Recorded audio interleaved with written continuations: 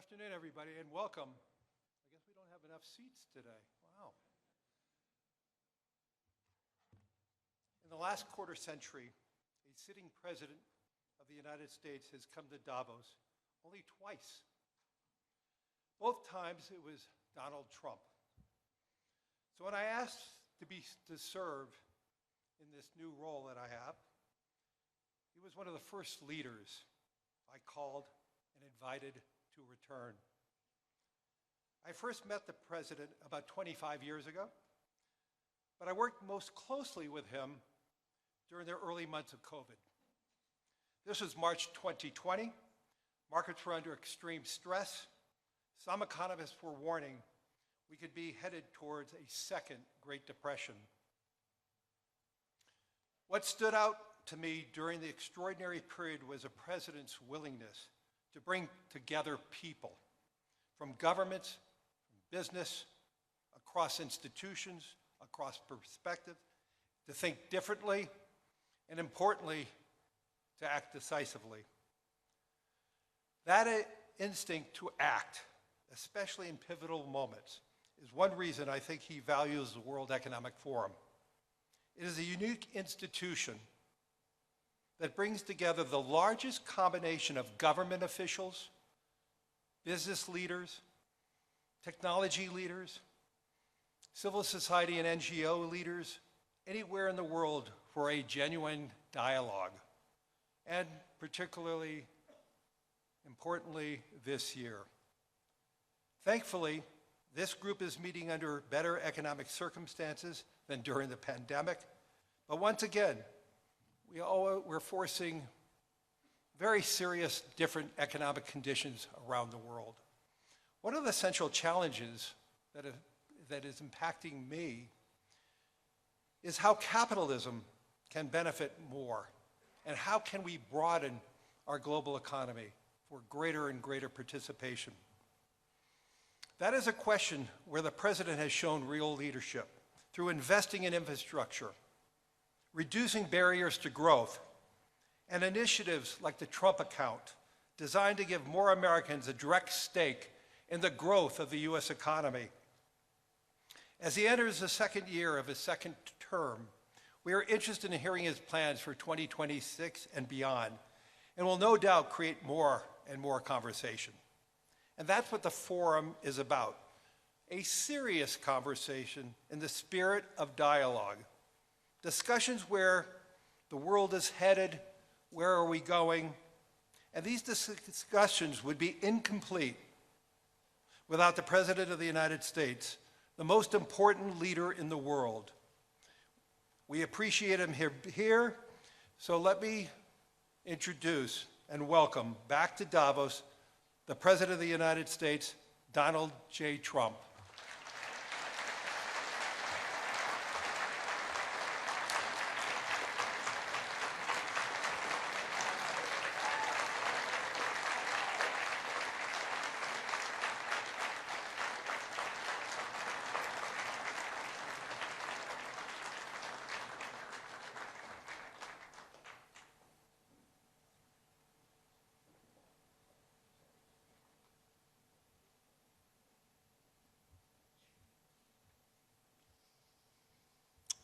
Well, thank you very much, Larry. It's great to be back in beautiful Davos, Switzerland, and to address so many respected business leaders, so many friends, few enemies, and all of the distinguished guests. It's a who's who, I will say that. I've come to this year's World Economic Forum with truly phenomenal news from America. Yesterday marked the one-year anniversary of my inauguration, and today, after 12 months back in the White House, our economy is booming, growth is exploding, productivity is surging, investment is soaring, incomes are rising, inflation has been defeated, our previously open and dangerous border is closed and virtually impenetrable. And the United States is in the midst of the fastest and most dramatic economic turnaround in our country's history. Under the Biden administration, America was plagued by the nightmare of stagflation, meaning low growth, and high inflation, a recipe for misery, failure, and decline. But now, after just 1 year of my policies, we are witnessing the exact opposite: virtually no inflation and extraordinarily high economic growth. Growth like, I believe, you'll see very shortly, our country has never seen before, perhaps no country has ever seen before. Over the past 3 months, core inflation has been just 1.6%. Meanwhile, fourth quarter growth is projected to be 5.4%, far greater than anybody other than myself and a few others had predicted. Since the election, the stock market has set 52 all-time high records.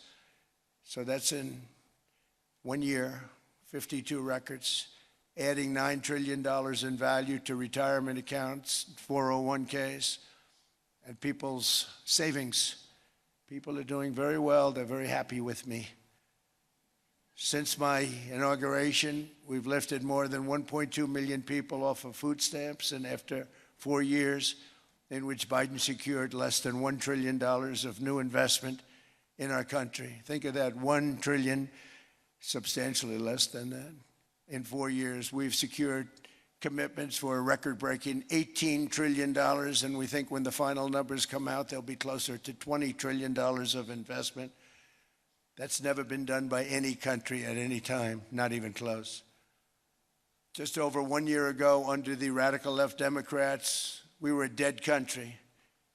Now we are the hottest country anywhere in the world. In fact, the United States economy is on pace to grow at double the rate that was projected by the IMF just last April. And with my growth and tariff policies, it should be much higher. I really believe we can be much higher than that. And this is all great news, and it's great for all nations. The USA is the economic engine on the planet, and when America booms, the entire world booms. It's been the history. When it goes bad, it goes bad. You all follow us down, and you follow us up, and we're at a point that I don't believe we've ever been. I never thought we could do it this quickly. My biggest surprise is I thought it would take more than a year, maybe like a year and 1 month.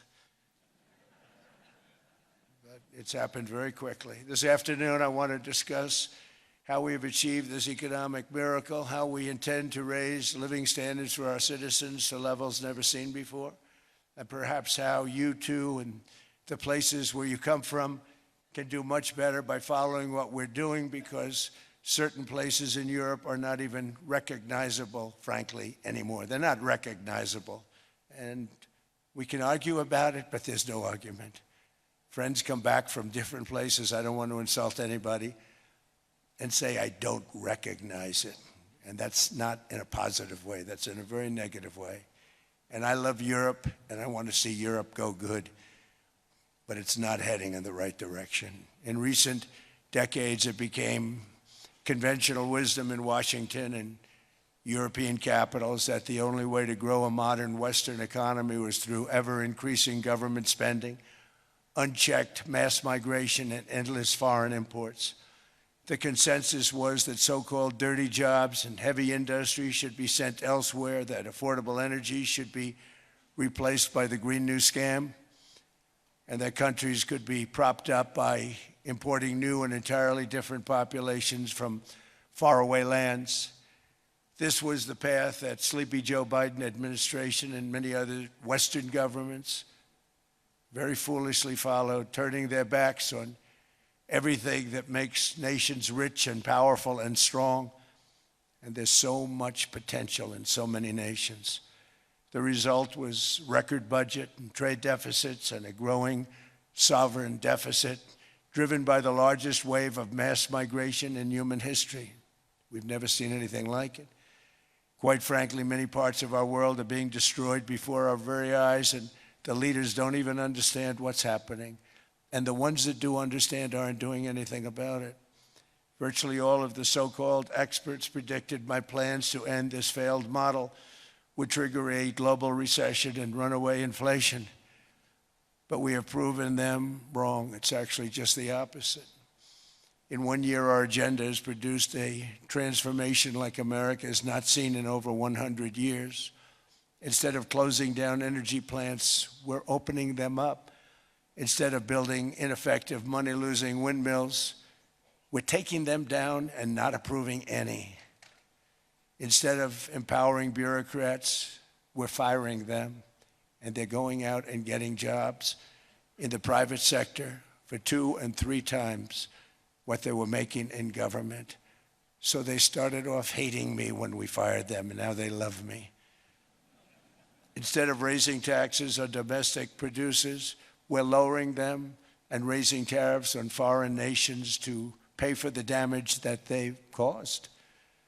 In 12 months, we have removed over 270,000 bureaucrats from the federal payrolls, the largest single-year reduction in government employment since the end of World War II. Nobody thought that was coming, but we had no choice. To make a country great, you can't have all federal jobs. We've cut federal spending by $100 billion and slashed the federal budget deficit by 27% in the single year. It's going to go down quite a bit more from that, driving inflation way down from the record highs of the Biden administration. Every month, they went up and up and up.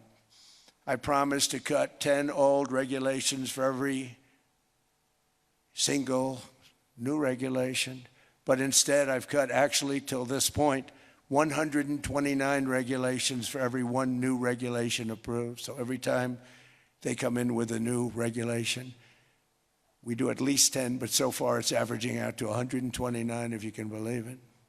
In July, we passed the largest tax cuts in American history, including no tax on tips, no tax on overtime, no tax on Social Security for our great seniors. We also provided 100% expensing, that's the one they like, and bonus depreciation for all new equipment and capital investments to help companies expand and shift production to America. They are so in love with that. They build a plant, they're able to deduct it immediately, the whole thing, rather than waiting 38 to 41 years in the old days. This is a miracle taking place. Nobody thought it would ever be done by any country, but it's done by us. It was what made my first term the most successful 4-year term that we've ever had from a financial standpoint. And now we've upped it. This is a 10-year program, not a 1-year program. But you're allowed to deduct everything in 1 year. It used to be 38 to 41 years. With tariffs, we've radically reduced our ballooning trade deficit, which was the largest in world history. We were losing more than $1 trillion every single year, and it was just wasted. It was going to waste. But in 1 year, I slashed our monthly trade deficit by a staggering 77%, and all of this with no inflation, something everyone said could not be done. There were a couple of brilliant people that actually thought I was doing the right thing. I thought I was doing the right thing.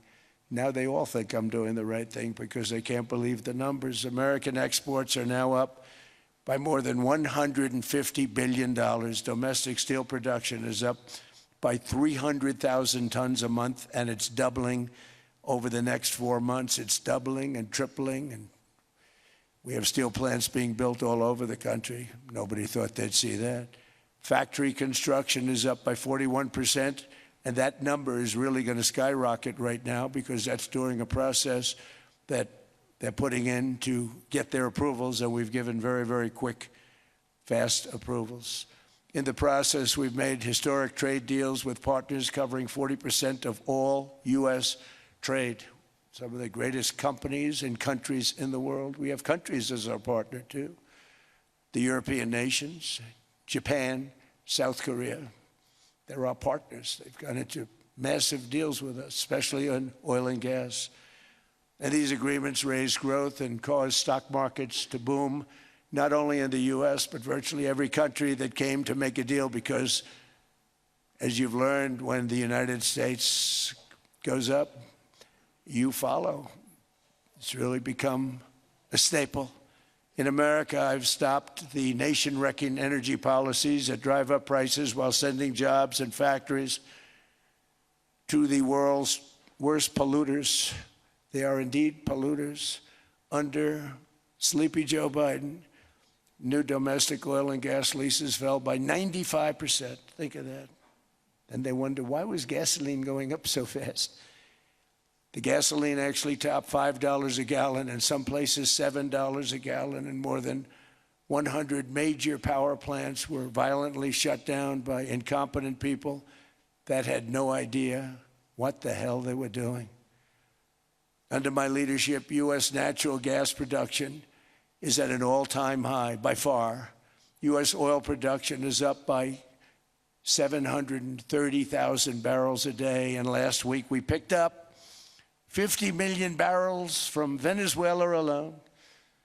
Venezuela has been an amazing place for so many years, but then they went bad with their policies. 20 years ago, it was a great country, and now it's got problems, but we're helping them. And those 50 million barrels, we're going to be splitting up with them, and they'll be making more money than they've made in a long time. Venezuela is going to do fantastically well. We appreciate all of the cooperation we've been giving.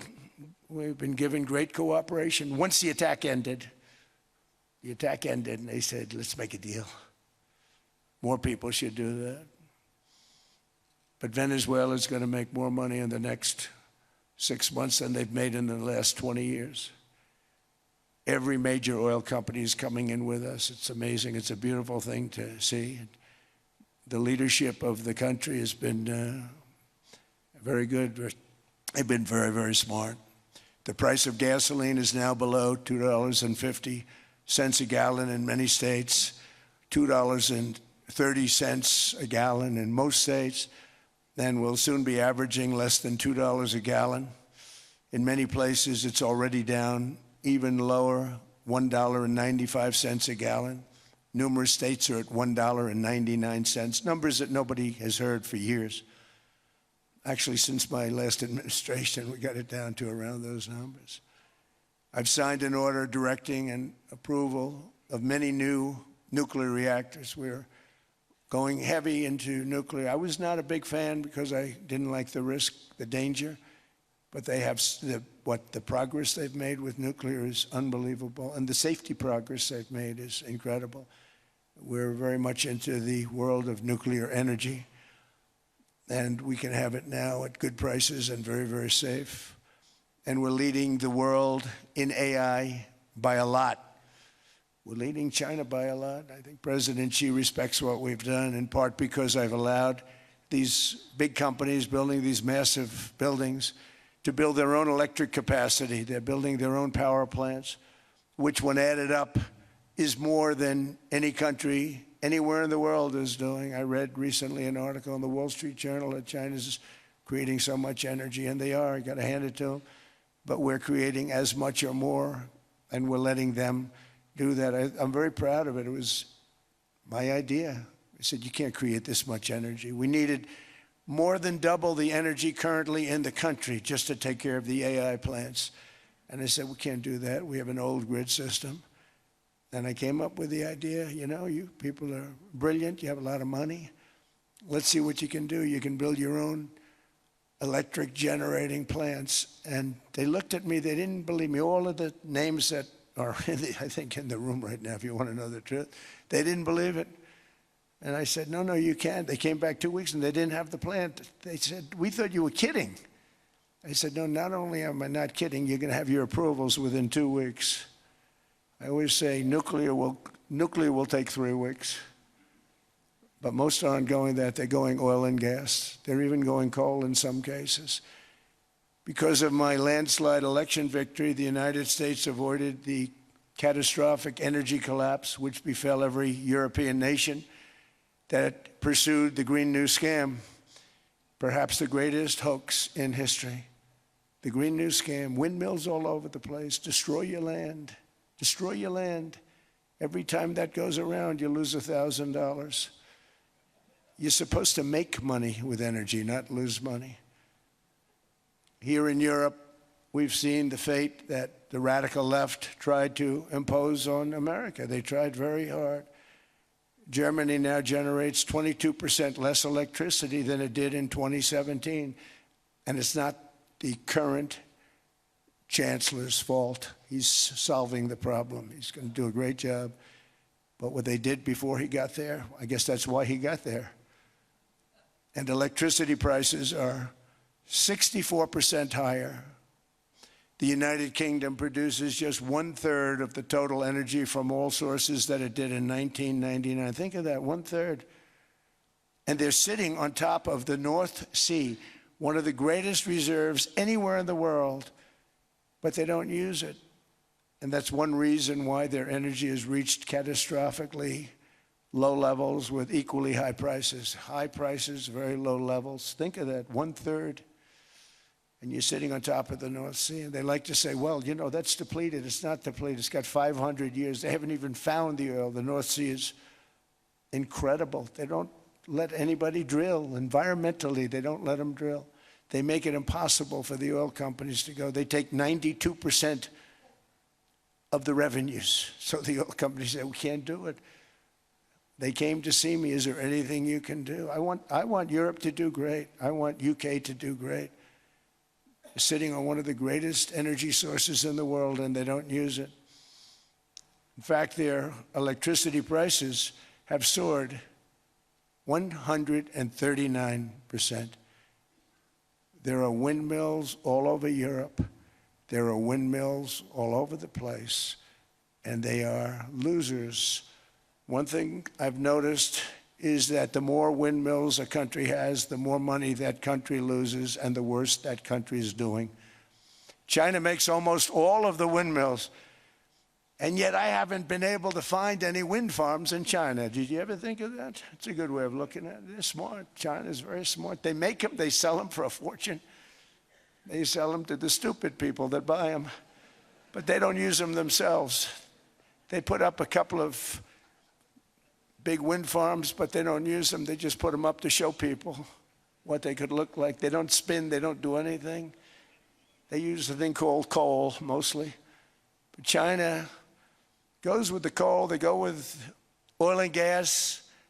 They're starting to look at nuclear a little bit, and they're doing just fine. They make a fortune selling the windmills, though, and I think really that's one that they wouldn't be surprised if it stopped. They are shocked that it continues to go.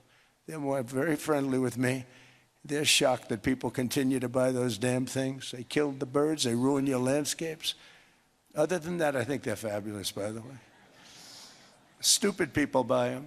The consequences of such destructive policies have been stark, including lower economic growth, lower standards of living, lower birth rates, more socially disruptive migration, more vulnerability to hostile foreign adversaries, and much, much smaller militaries.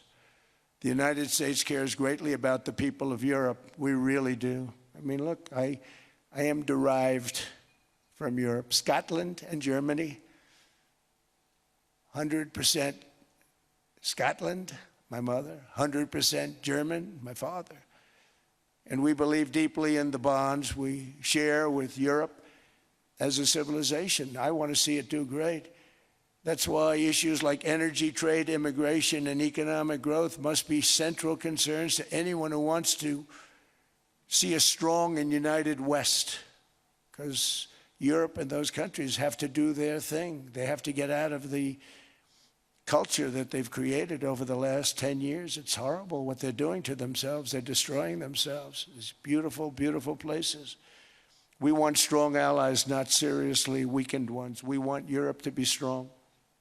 Ultimately, these are matters of national security, and perhaps no current issue makes the situation more clear than what's currently going on with Greenland.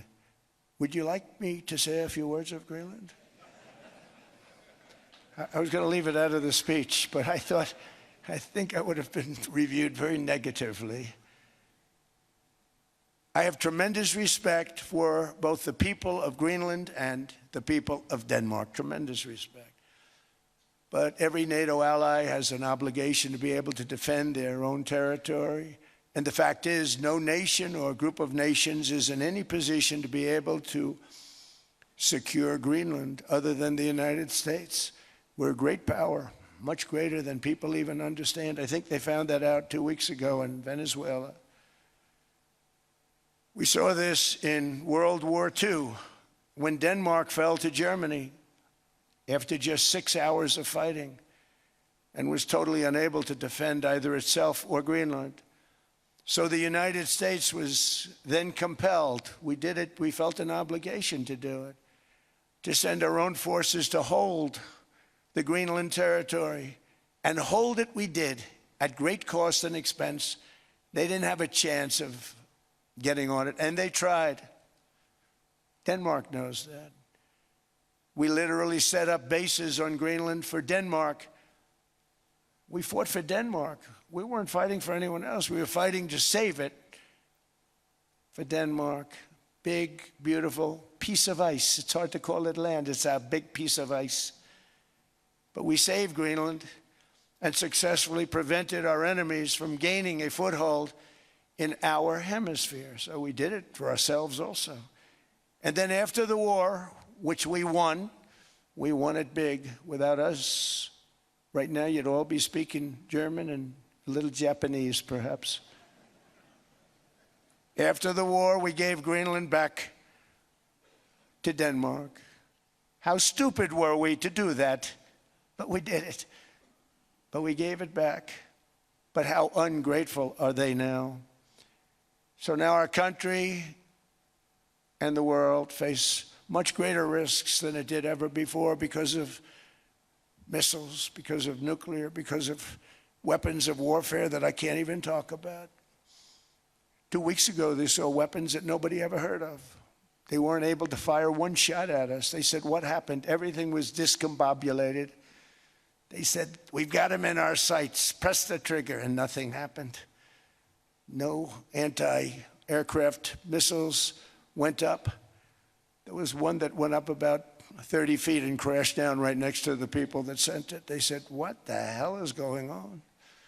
Those defensive systems were made by Russia and by China. So they're going to go back to the drawing boards, I guess. Greenland is a vast, almost entirely uninhabited and undeveloped territory that's sitting undefended in a key strategic location between the United States, Russia, and China. That's exactly where it is, right smack in the middle. Wasn't important nearly when we gave it back. You know, when we gave it back, it wasn't the same as it is now. It's not important for any other reason, you know. Everyone talks about the minerals. There's so many places. There's no rare earth. No such thing as rare earth. There's rare processing. But there's so much rare earth. And to get to this rare earth, you got to go through hundreds of feet of ice. That's not the reason we need it. We need it for strategic national security and international security. This enormous unsecured island is actually part of North America on the northern frontier of the Western Hemisphere. That's our territory. It is therefore a core national security interest of the United States of America. And in fact, it's been our policy for hundreds of years to prevent outside threats from entering our hemisphere. And we've done it very successfully. We've never been stronger than we are now. That's why American presidents have sought to purchase Greenland for nearly 2 centuries. You know, for 2 centuries they've been trying to do it. They should have kept it after World War II, but they had a different president. That's all right. People think differently. Much more necessary now than it was at that time, however. In 2019, Denmark said that they would spend over $200 million to strengthen Greenland's defenses. But as you know, they spent less than 1% of that amount. 1%. There's no sign of Denmark there. And I say that with great respect for Denmark, whose people I love, whose leaders are very good. It's the United States alone that can protect this giant mass of land, this giant piece of ice, develop it and improve it and make it so that it's good for Europe and safe for Europe and good for us. And that's the reason I'm seeking immediate negotiations to once again discuss the acquisition of Greenland by the United States, just as we have acquired many other territories throughout our history, as many of the European nations have. They've acquired. There's nothing wrong with it. Many of them. Some went in reverse, actually, if you look. Some had great, vast wealth, great, vast lands all over the world. They went in reverse. They're stuck back where they started. That happens too. But some grow. But this would not be a threat to NATO. This would greatly enhance the security of the entire alliance, the NATO alliance. The United States is treated very unfairly by NATO. I want to tell you that. And when you think about it, nobody can dispute it. We give so much and we get so little in return. And I've been a critic of NATO for many years. And yet I've done more to help NATO than any other president by far, than any other person. You wouldn't have NATO if I didn't get involved in my first term. The war with Ukraine is an example. We are thousands of miles away, separated by a giant ocean. It's a war that should have never started, and it wouldn't have started if the 2020 U.S. presidential election weren't rigged. It was a rigged election. Everybody now knows that. They found out. People will soon be prosecuted for what they did. It's probably breaking news, but it should be. It was a rigged election. You can't have rigged elections. You need strong borders, strong elections, and ideally a good press. I always say it. Strong borders, strong elections, free, fair elections, and a fair media. The media is terrible. It's very crooked. It's very biased, terrible. But someday it'll straighten out because it's losing all credibility. Think of it. When I went in a landslide, a giant landslide, won all 7 swing states, won the popular vote, won everything, and they only get negative press. That means that it has no credibility. And if they're going to get credibility, they're going to have to be fair. So you need a fair press. But you also need those other elements. And I inherited a terrible, terrible situation. If you look, the border was open. The inflation was raging. Everything was bad with the United States when I came into office. But I also inherited a mess with Ukraine and Russia, something that would have never happened. And I know Putin very well. He and I would discuss Ukraine. It was the apple of his eye, but he wasn't going to do anything. I said, Vladimir, you're not doing it. He would never have done it. It was terrible what happened. I could see it happening, too. After I left, I could see it happening. Biden had given Ukraine and NATO $350 billion, a staggering sum, $350 billion. I came in, and just like the southern border, just like inflation, just like our economy, I said, wow, this place is in trouble, meaning our country. All of these things were out of control. But the border was out of control. We fixed it with the strongest border anywhere in the world. And I've now been working on this war for 1 year, during which time I settled 8 other wars. India, Pakistan. I settled other wars that were Vladimir Putin called me, Armenia, Azerbaijan. He said, I can't believe you settled that one. They were going on for 35 years. I settled it in 1 day. And President Putin called me. He said, you know, I can't believe I've worked on that war for 10 years trying to settle it. I couldn't do it. I said, do me a favor, focus on settling your war. Don't worry about that one. What does the United States get out of all of this work, all of this money, other than death, destruction, and massive amounts of cash going to people who don't appreciate what we do? They don't appreciate what we do. I'm talking about NATO. I'm talking about Europe. They have to work on Ukraine. We don't. The United States is very far away. We have a big, beautiful ocean separating us. We have nothing to do with it. Until I came along, NATO was only supposed to pay 2% of GDP. But they weren't paying. Most of the countries weren't paying anything. The United States was paying for virtually 100% of NATO. And I got that stopped. I said, that's not fair. But then, more importantly, I got NATO to pay 5%, and now they were paying, and now they are paying. So something nobody said was possible. They said, we will never go up higher than 2%. But they went to 5%, and now they're paying the 5. They didn't pay the 2, and now they're paying the 5. And they're stronger for it, and they have an excellent, by the way, Secretary General, who's possibly in the room. Mark, are you here? Yes, he's here. Hello, Mark. We never asked for anything, and we never got anything. We probably won't get anything unless I decide to use excessive strength and force where we would be, frankly, unstoppable. But I won't do that. Okay? Now everyone's saying, oh, good. That's probably the biggest statement I made, because people thought I would use force. I don't have to use force. I don't want to use force. I won't use force. All the United States is asking for is a place called Greenland, where we already had it as a trustee, but respectfully returned it back to Denmark not long ago after we defeated the Germans, the Japanese, the Italians, and others in World War II. We gave it back to them. We were a powerful force then, but we are a much more powerful force now after I rebuilt the military in my first term and continue to do so today. We have a budget of $1.5 trillion. We're bringing back battleships.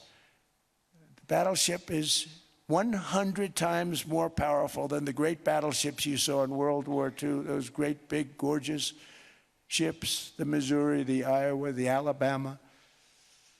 Because I thought maybe we could take them out of mothballs. They said, no, sir, these ships are 100, think of that, 100 times more powerful than those big, magnificent pieces of art that you saw so many times ago, that you still see on television. You say, wow, what a force. 100 times, each ship 100 times more powerful than the big battleships of the past. So that was the end of the mothball story. So what we have gotten out of NATO is nothing except to protect Europe from the Soviet Union and now Russia. I mean, we've helped them for so many years. We've never gotten anything, except we pay for NATO. And we paid for many years until I came along. We paid for, in my opinion, 100% of NATO because they weren't paying their bills. And all we're asking for is to get Greenland, including right title and ownership, because you need the ownership to defend it. You can't defend it on a lease. Number one, legally it's not defensible that way, totally. And number two, psychologically, who the hell wants to defend a license agreement or a lease, which is a large piece of ice in the middle of the ocean where if there is a war, much of the action will take place on that piece of ice. Think of it. Those missiles would be flying right over the center of that piece of ice. All we want from Denmark for national and international security and to keep our very energetic and dangerous potential enemies at bay is this land on which we're going to build the greatest golden dome ever built. We're building a golden dome that's going to, just by its very nature, going to be defending Canada. Canada gets a lot of freebies from us, by the way. They should be grateful also, but they're not. I watched your Prime Minister yesterday. He wasn't so grateful. But they should be grateful to us. Canada lives because of the United States. Remember that, Mark, the next time you make your statements. What we did for Israel was amazing, but that's nothing compared to what we have planned for the United States, Canada, and the rest of the world. We are going to build a dome like no other. We did it for Israel. And by the way, I told Bibi, stop taking credit for the dome. That's our technology. That's our stuff. But they had a lot of courage, and they were good fighters, and they did a good job, and we wiped out the Iran nuclear threat like nobody can believe. Nobody's ever seen anything like it. That, Venezuela, taking down Soleimani, wiping out al-Baghdadi when he tried to reinstitute ISIS. We did a lot. I did a lot of big things. all perfectly executed. Everyone was perfectly executed. Somebody told me that, a military expert told me, "Sir, everything you've done has been perfectly executed." I said, "I know." So other presidents have spent, whether foolishly or not, trillions and trillions of dollars on NATO and gotten absolutely nothing in return. We've never asked for anything. It's always a one-way street. Now they want us to help them with Ukraine. And we say, we're going to. I'm really helping, not even them. I want to see, last week, if you saw, it was 10,000 soldiers, but last month it was 31,000 soldiers died. 31,000. That's this room times, the number of people in this room times 30. Think of it. 30,000 soldiers died in 1 month. The month before it was 27,000. The month before that it was 28,000. The month before that it was 25,000. It's a bloodbath over there. And that's what I want to stop. It doesn't help the United States, but these are souls. These are young people.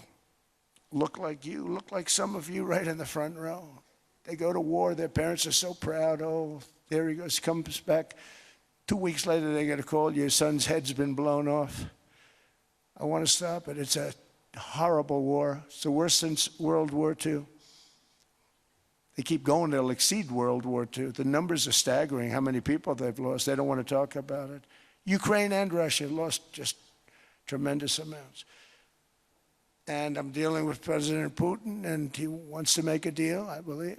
I'm dealing with President Zelensky, and I think he wants to make a deal. I'm meeting him today. He might be in the audience right now. But they got to get that war stopped because too many people are dying, needlessly dying. Too many souls are being lost. It's the only reason I'm interested in doing it. But in doing it, I'm helping Europe, I'm helping NATO, and I've until the last few days when I told them about Iceland, they loved me. They called me daddy, right, last time. A very smart man said, he's our daddy. He's running it. I was like running it. I went from running it to being a terrible human being. But now what I'm asking for is a piece of ice, cold and poorly located, that can play a vital role in world peace and world protection. It's a very small ask compared to what we have given them for many, many decades. But the problem with NATO is that we'll be there for them 100%. But I'm not sure that they'd be there for us. If we gave them the call, gentlemen, we are being attacked. We're under attack by such and such a nation. I know them all very well. I'm not sure that they'd be there. I know we'd be there for them. I don't know that they'd be there for us. So with all of the money we expend, with all of the blood, sweat, and tears, I don't know that they'd be there for us. They're not there for us on Iceland, that I can tell you. I mean, our stock market took the first dip yesterday because of Iceland. So Iceland's already cost us a lot of money. But that dip is peanuts compared to what it's gone up. And we have an unbelievable future in that stock. That stock market is going to be doubled. We're going to hit 50,000, and that stock market's going to double in a relatively short period of time because of everything that's happening. But this is a good example. After giving NATO and European nations trillions and trillions of dollars in defense, they buy our weapons. We make the greatest weapons in the world, but now we're going to make them faster, much faster. You saw that. I put a cap on the salaries, and I put no buybacks, no stock buybacks, no various other things that they were doing.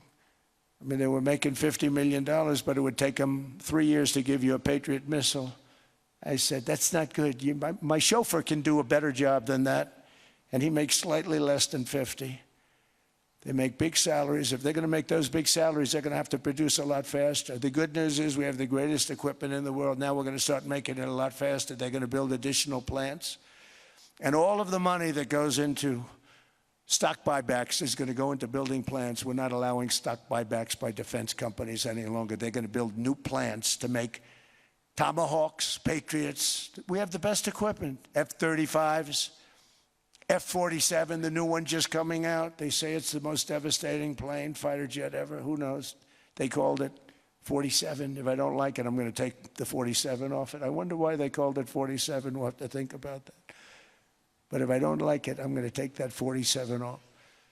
But it's supposed to be the stage 6. It's supposed to be the first stage 6 plane, undetectable, like our B-2 bombers were undetectable. They flew right over Iran. They were undetectable. And they did their job, and they got the hell out of there. So we want a piece of ice for world protection, and they won't give it. We've never asked for anything else, and we could have kept that piece of land, and we didn't. So they have a choice. You can say yes, and we will be very appreciative, or you can say no, and we will remember.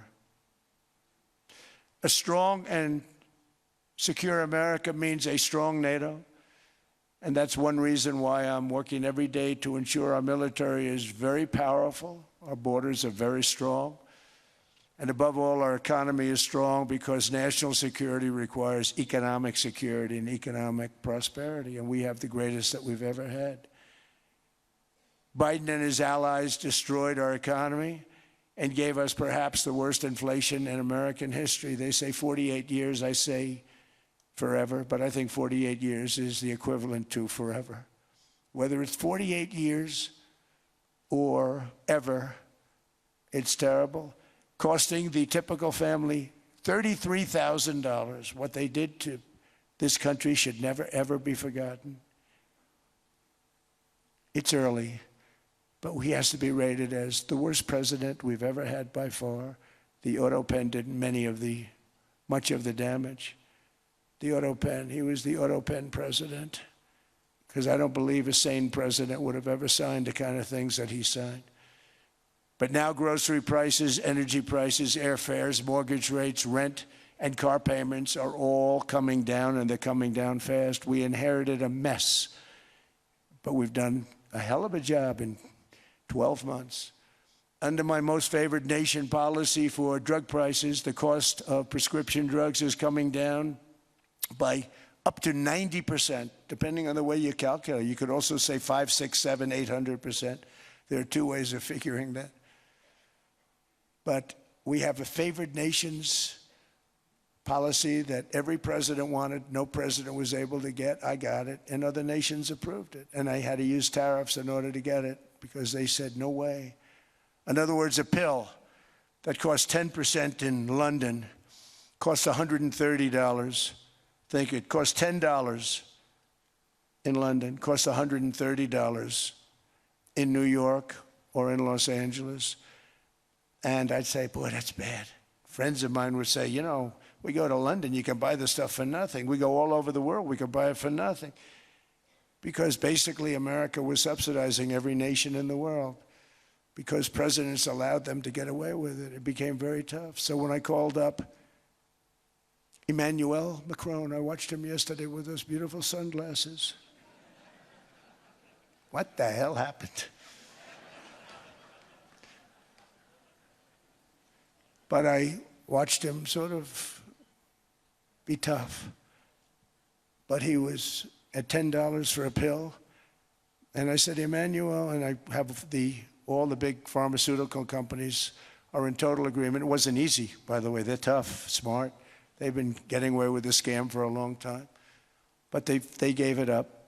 But they said, you'll never get the countries to approve it. I said, why is that? Because they won't. They always said, we're not paying any more. Get the rest for the United States. So over the years, they stayed the same. We just went up, up, up. And I mean, we would pay 13, 14, 15 times more than certain countries would. So I said, no, they'll approve it 100%. Sir, you'll never get them to approve it. I said, I guarantee you. But I actually started with Emmanuel, who probably is in the room too. And I like him.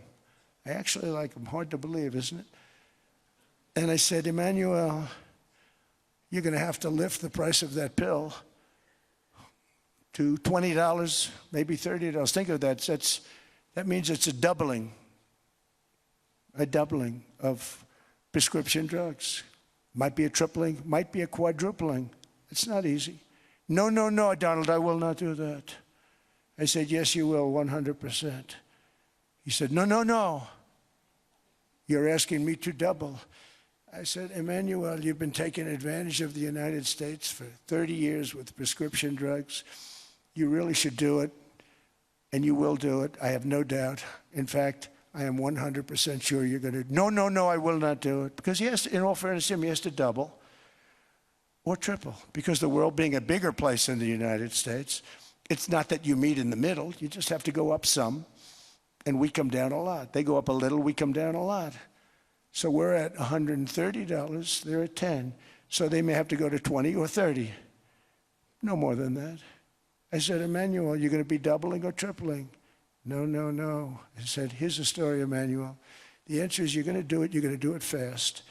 And if you don't, I'm putting a 25% tariff on everything that you sell into the United States and a 100% tariff on your wines and champagnes. And that's about 10 times more than what I'm requesting. And you're going to do it. I don't want to go public with it, but you may make me do that. No, no, Donald, I will do it. I will do it. It took me, on average, 3 minutes a country, saying the same thing. You will do it. They all said, no, no, no, I will not do it. You're asking me to double the cost of prescription. I said, that's right, because you've been screwing us for 30 years. And they said, we will not do it. I said, that's all right. On Monday morning, we're putting a 25, 30, 50. I gave different numbers for different countries. This is also national security we're talking about. Not fair. We're not going to subsidize the whole world. And every one of those countries have agreed to do it. So one of the biggest things that I've done is the fact that we have now most favored nation. We will pay whatever the lowest price is in the entire world. So our drug prices are going to be coming down by staggering 90%. Again, you could say 1,000%, 2,000%. Depends on the way you want to figure it. But we'll go with the way the fake news likes it better because it sounds, can you imagine a 90% reduction sounds much worse.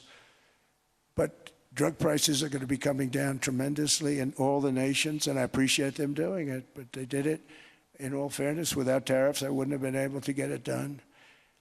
After declining $3,000 under Biden, real incomes are up in the United States by $2,000, $3,000, and even $5,000 and more.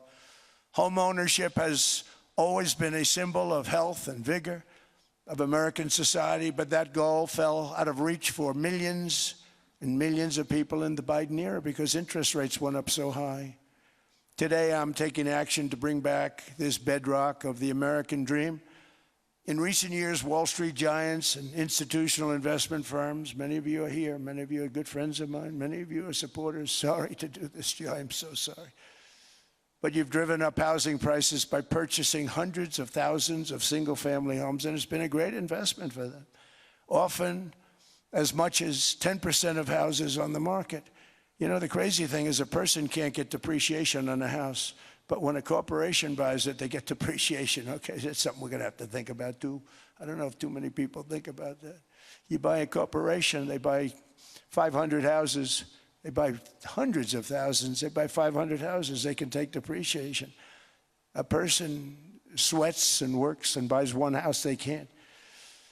But homes are built for people, not for corporations, and America will not become a nation of renters. We're not going to do that.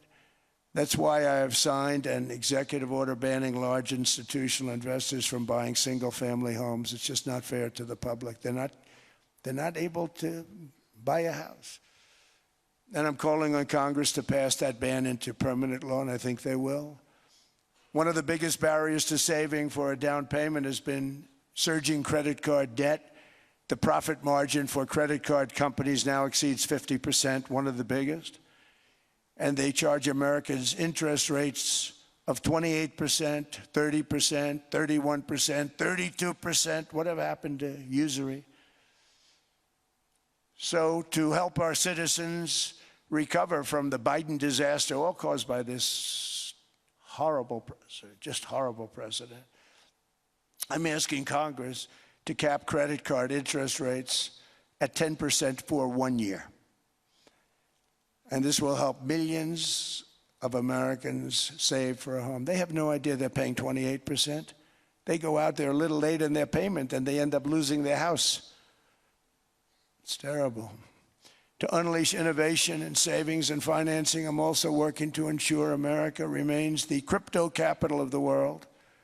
And to that end, last year I signed a landmark Genius Act into law. Now Congress is working very hard on crypto market structure legislation, Bitcoin, all of them, which I hope to sign very soon, unlocking new pathways for Americans to reach financial freedom. And I did it for two reasons. Number one, I thought it was politically good, and it was. I got tremendous political support. But more importantly, China wanted that market too. It's just like they want the AI.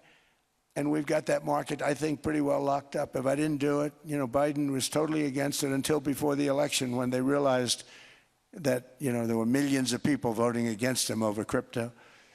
And all of a sudden they loved it very much, but it was too late. They blew it. But it is politically popular, but it's much more importantly, we have to make it so that China doesn't get the hold of it. And once they have that hold, we're not going to be able to get it back. So I'm honored to have done it. Finally, I've instructed government-backed institutions to purchase up to $200 billion in mortgage bonds to bring down interest rates. And I'll be announcing a new Fed chairman in the not-too-distant future. I think he'll do a very good job.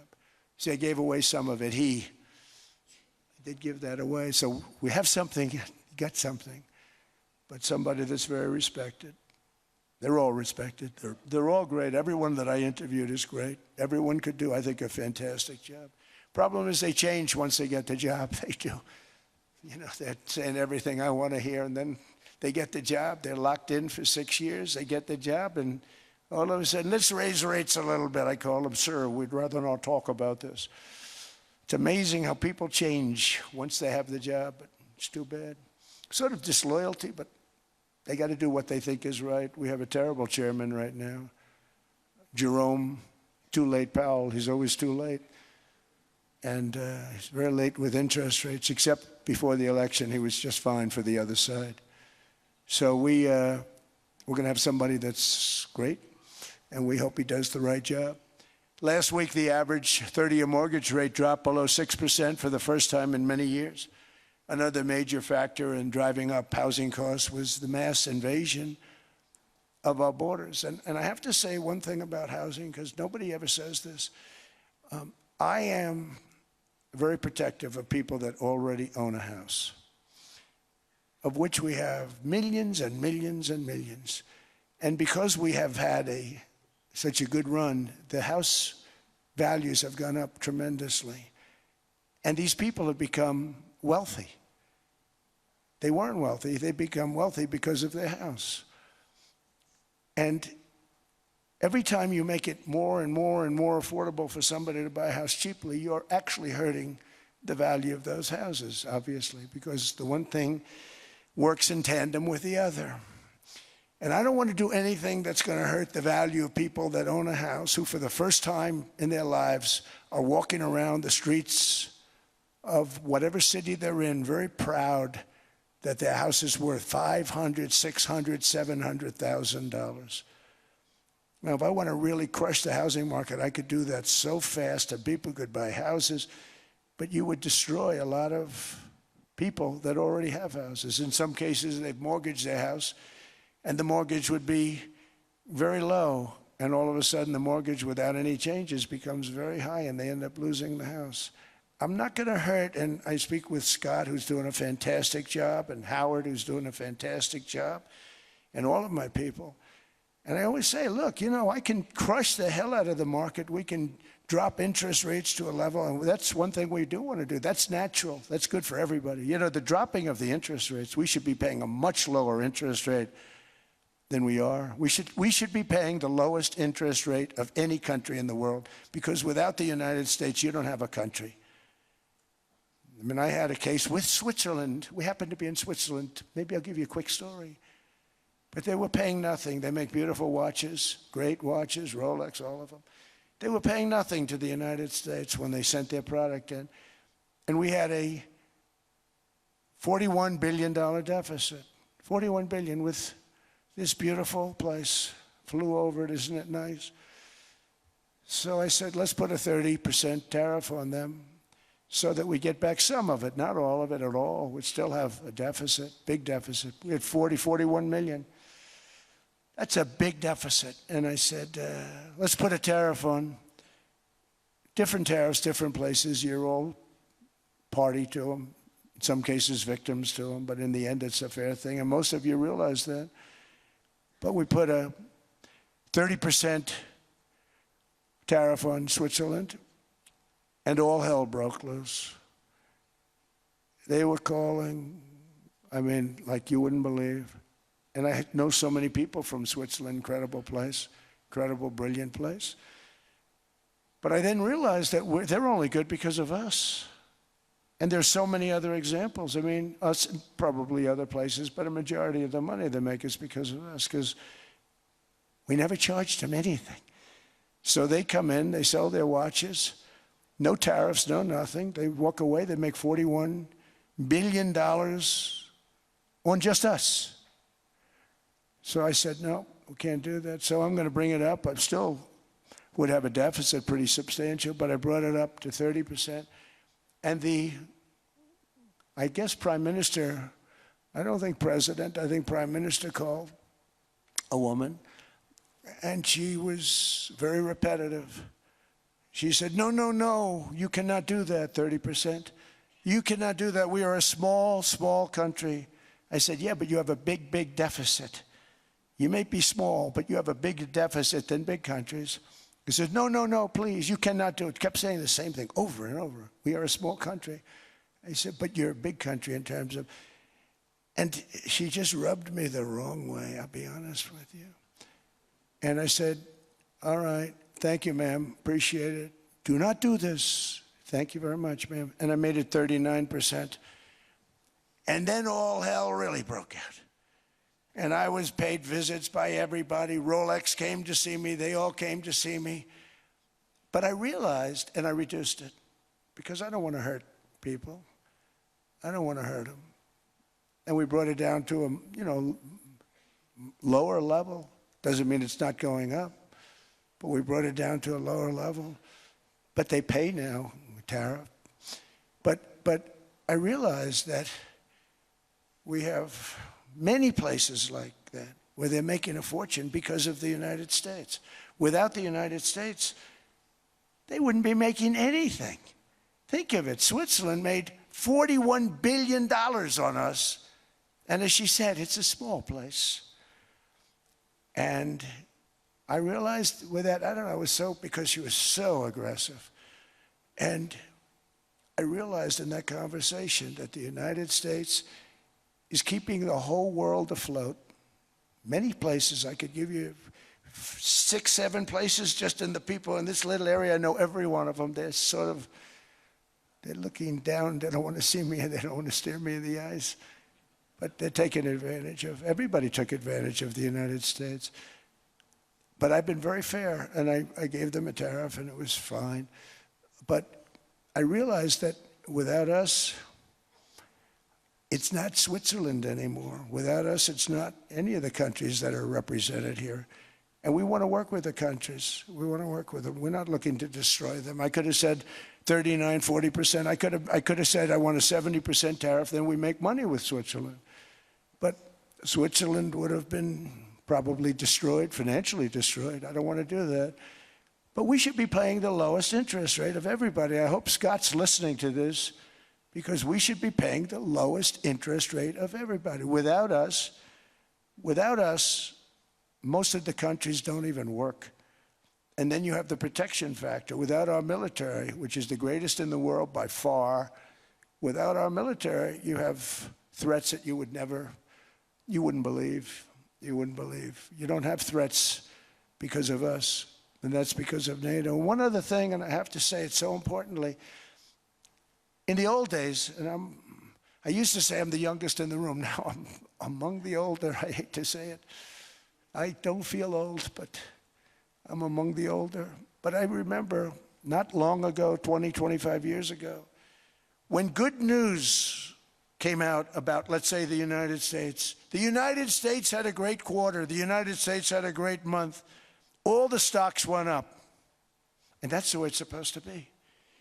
Now when they say, the United States had a record quarter, it's unbelievable how well it's doing, all the stocks crash because they say, oh no, inflation, inflation, they're going to raise interest rates. And they do. Some of these stupid people like Powell, they raise interest rates. And what they do is they stop you from being successful. It used to be when we had a great quarter, a great month, great earnings, great anything, any good news, the stock market went up. That's the way it's going to be. We got to do that again because that's the way it should be. Now when we have a great month, they want to kill it. Like we did over 5%. People were surprised. We should do 20%. We could do 25%. When we announce good numbers, and the reason is they're so petrified of inflation. And growth doesn't mean inflation. We've had tremendous growth with very low inflation. In fact, growth can fight inflation, proper growth. So we want to get back to the days when we announce great numbers, because we're going to be announcing phenomenal. You know, all these factories that are being built at record, thousands of businesses are being built right now. Remember, $18 trillion is invested. I think the second number is 3, and that was China many years ago. Investments in the country from outside. 18 trillion, nobody's ever seen. And that's money coming in and building things, factories. Thousands of businesses are being built, thousands. Hundreds of big factories, car plants are moving back to the United States. They're coming in from Canada, they're coming in from Mexico, from Japan. Japan's coming in and building plants here in order to avoid tariffs. They're coming in from China, they're coming in from all over the world. We have more plants being built now, car plants, than we've ever had built, even in the heyday from the 1940s and 50s. And they're bigger. They don't use renovations anymore where they take an old plant, they rip it down, they build a brand new plant, super modern plant. But it's happening at levels that nobody's ever seen. In 2024, the U.S.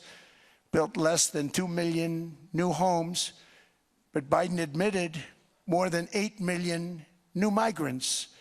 And those days are over. In 2025, for the first time in 50 years, the United States had reverse migration. Boy, that was nice.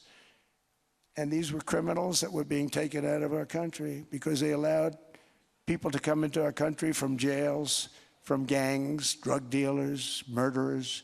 11,888 murderers. We've gotten most of them out. And then ICE gets beat up by stupid people from leadership in Minnesota. We actually are helping Minnesota so much, but they don't appreciate it. Most places do. You know, Washington, D.C. is the safest place now in the United States. It was a very dangerous place to walk, and now you can walk with your wife, your kids, right through the middle of the city. Right now, Washington, D.C. is as safe as it gets. It was one of the most unsafe, I had to admit. We sent in the military, the National Guard. Within 2 months, it was great. Within 3 months, it's like a really great place and a safe place and a beautiful place. It's even been cleaned up. The graffiti's gone. The fences are gone. We don't have to worry about fences anymore. All of the places, the grasses are cut and replaced with new grass in many cases. It's all going to happen in the spring. But Washington and D.C. is beautiful again, and it's safe. New restaurants are opening up. They were all closing. Now you can't get into a restaurant. Restaurants in Washington, D.C. are all opening. Memphis also, Memphis, Tennessee, New Orleans, Louisiana. We were there for 3 weeks. We've cut the crime down by 64%. Within another month, we'll have virtually no crime there. We can do that all over. We're going to help the people in California. We want to have no crime. I know Gavin was here. I used to get along so great with Gavin when I was president. Gavin's a good guy. And we're going to, if he needed it, I would do it in a heartbeat. I'd love to see. We did help them a lot in Los Angeles, a lot with the early in my term when they had some problems. But we would love to do it. I will say this, if I were a Democrat governor or whatever, I would call up Trump. I'd say, come on in, make us look good. Because we're cutting crime down to nothing. And we're taking people out, career criminals, who are only going to do bad things, and we're bringing them back to their countries. But where we've done it, it's been amazing. And we have a capacity to do it at much greater levels. We're cutting illegal aliens off welfare and other government benefits, and I have directed that starting immediately, there will be no more payments to sanctuary cities because they are really just sanctuaries for criminals. They're really protecting criminals, and those are the ones we have to get out of the country: murderers, drug dealers, the mentally insane. They emptied their mental institutions into the United States. And despite that, we have the lowest crime numbers that we've ever had in the history of the country. Just came out. But equally importantly, we're cracking down on more than $19 billion in fraud that was stolen by Somalian bandits. Can you believe that Somalian? They turned out to be higher IQ than we thought. I always say these are low IQ people. How did they go into Minnesota and steal all that money? And we have, you know, they're pirates, they're good pirates, right? But we shoot them out of the water just like we shoot the drug boats out. They're not pirating too many boats lately, do you notice? When they go out into those boats, they want to take over a $1.5 billion tanker loaded up with oil, and they say, we're going to blow up your boat. They have powerful weapons. You hit the side of the boat, you blow the whole thing up. The insurance companies are petrified, so they say, just give them the boat, we'll give them money instead. And I don't do that. We blow them right the hell out of the water. We see them going out, we blow them out of the water. We don't have any pirates so much anymore. If we do, they won't be there long. We've cut down with the hitting of the boats that are loaded up with drugs, including submarines. Can you believe they actually buy small, they call them mini subs, very fast. They're meant for drugs. We've knocked out 2 of them. The Democrats say they were fishing. You have ruined somebody's fishing weekend, I would say. A submarine is not a fishing boat. You don't fish. But we've knocked down drugs by water, the oceans, the sea, by 97.2%. Think of that. And I actually say, who the hell are the 3%? Because I would not want to be piloting one of those boats. We knocked them down, and now we're going to start on land. We're going to knock it all out. The land is the easy part. What we did on sea is incredible, and that's our great military. The situation in Minnesota reminds us that the West cannot mass import foreign cultures which have failed to ever build a successful society of their own. I mean, we're taking people from Somalia, and Somalia is a failed, it's not a nation. Got no government, got no police, got no military, got no nothing. And then we have this fake congressperson who they just reported is worth $30 million. You believe this? Ilhan Omar, talking about the Constitution provides me. She comes from a country that's not a country, and she's telling us how to run America. Not going to get away with it much longer, let me tell you. The explosion of prosperity and conclusion and progress that built the West did not come from our tax codes. It ultimately came from our very special culture. This is the precious inheritance that America and Europe have in common. We share it. We share it, but we have to keep it strong. We have to become stronger, more successful, and more prosperous than ever. We have to defend that culture and rediscover the spirit that lifted the West from the depths of the Dark Ages to the pinnacle of human achievement. We live in an incredible, changing period. It's an unbelievable time, but we have to take advantage of the time that we're in. In our hands are technologies that our ancestors could scarcely have. I mean, they couldn't have even dreamt some of the things that we see today. And so rapidly they're produced. I mean, AI, 2 years ago, nobody ever heard of the term, and now everybody's talking about it. And it can have some very good purpose. It could also have some dangerous purpose, and for that we have to watch out. But some tremendous things are happening because of it. And we're leading by so much. We're doing so well. But opportunities that are bigger and grander than ever before in human history are right before us. It is the pioneers in this room. Many of you in this room are true pioneers. You're truly brilliant, brilliant people. Just your ability to get a ticket is brilliant because you have about 50 people for every seat. I don't know what, that's Larry. Everything Larry touches turns to gold. He made this very successful. But you're in this room, And some of you are the greatest leaders anywhere in the world. You're the greatest brains anywhere in the world. And the future is unlimited, and to a large part because of you. And we have to protect you, and we have to cherish you. I always say we have to cherish our brilliant people because there aren't many of them. So together with confidence, boldness, and persistence, let us lift up our people, grow our economies, defend our shared destiny, and build a future for our citizens that is more ambitious, more exciting, more inspiring, and greater than the world has ever seen. We're in a position to do things that nobody else has ever even thought of before. And many of the people in this room are the ones that are doing it, and I want to congratulate you, and I'm with you all the way. You can do things that nobody else can even think about. So I congratulate you on your tremendous success.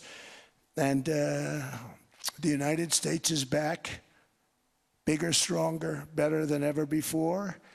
And I'll see you around. Thank you all very much. Thank you very much.